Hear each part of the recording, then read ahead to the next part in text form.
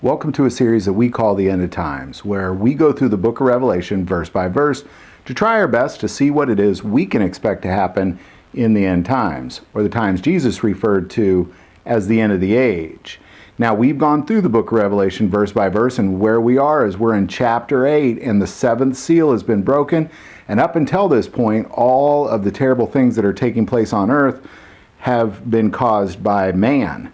This is the first that we're about to see, the prelude of the trumpets, where God's wrath is going to be unleashed on the earth. And we're at the very first trumpet, Revelation 8, verse 7. And there's 7 trumpets from 7 angels. Now, before we get into this first trumpet, which we are going to today, I just kind of want to explain what's happening here.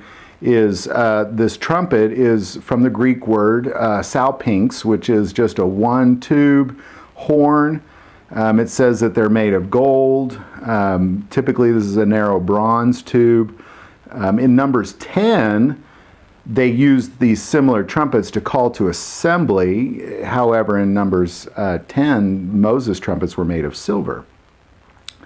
Now, before we get into these 7 trumpets, I want to say that what's taking place here is these trumpets are reigning in the coming of God's kingdom on earth just as it is in heaven, and they always have. God's a very consistent God.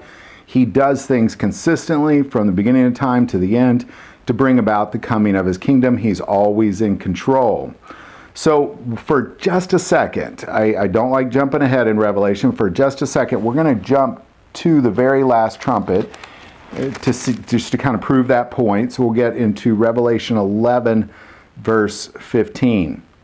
Then the 7th angel sounded, and there were loud voices in heaven saying, "The kingdoms of this world have become the kingdoms of our Lord and of his Christ, and he shall reign forever and ever." In other words, it's about the coming of God's kingdom. That's what these trumpets are reigning in, and of course they are bringing in God's wrath along with them. So let's just jump in to Revelation 8, verse 7. This is the 7th seal is broken, and this is the first trumpet. The first angel sounded, and hail and fire followed, mingled with blood, and they were thrown to the earth, and 1/3 of the trees were burned up, and all green grass was burned up. Boy, there is a lot going on in this verse. I want to remind you, as we talked in the last episodes, that these trumpets are good news for Christians.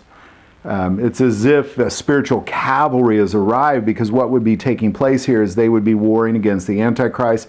We've seen in chapter 7 that many of them are being killed. Many Christians are being persecuted and beheaded, as well as Jews are as well.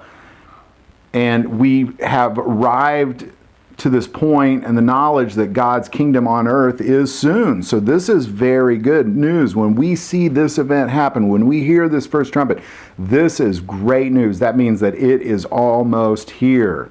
Now, I also want to remind you that God is a consistent God. He does things the same way at the beginning of time and the end of time and everywhere in between. And he's done this before.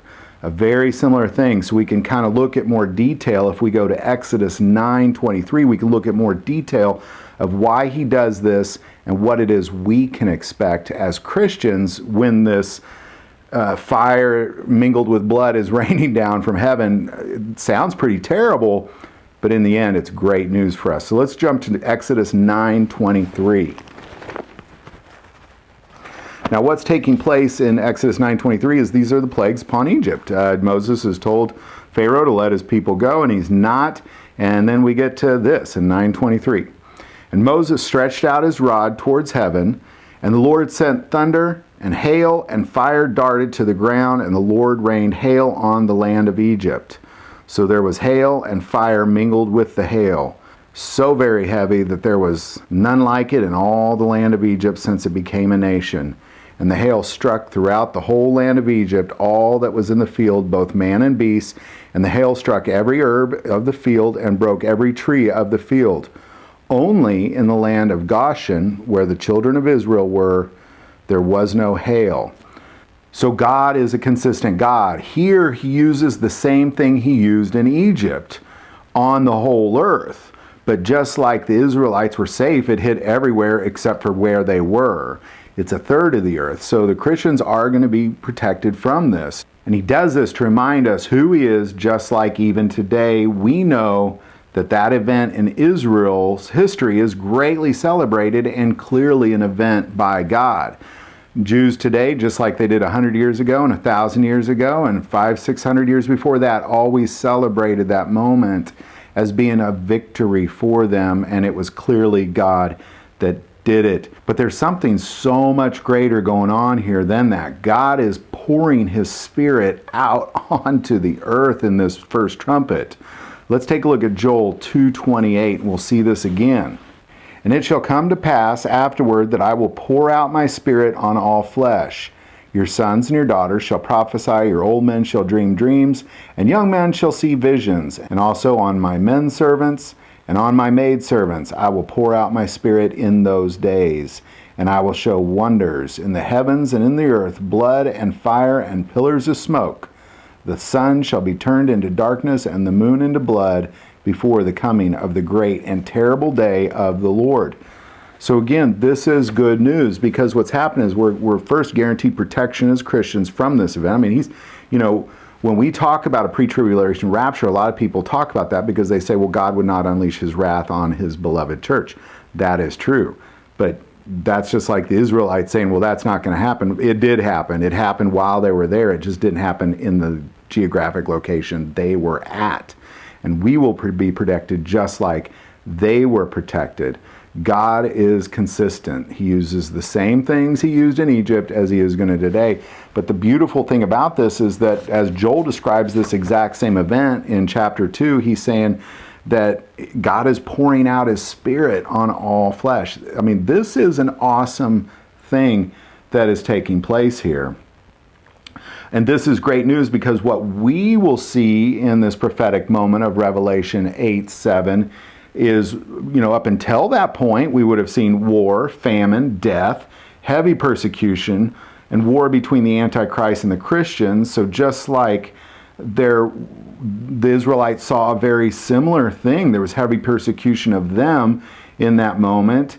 So just like there must have been so much hope and joy mixed in with fear in this moment with the Israelites, I believe that there will be hope, joy, and fear mixed in for us when we see this happen as well. But what will basically happen here in 8:7 is, to wrap it up, what does this mean? Well, hail and fire mingled with blood, and a third of the vegetation will burn up. That's what's going to happen when the first trumpet sounds.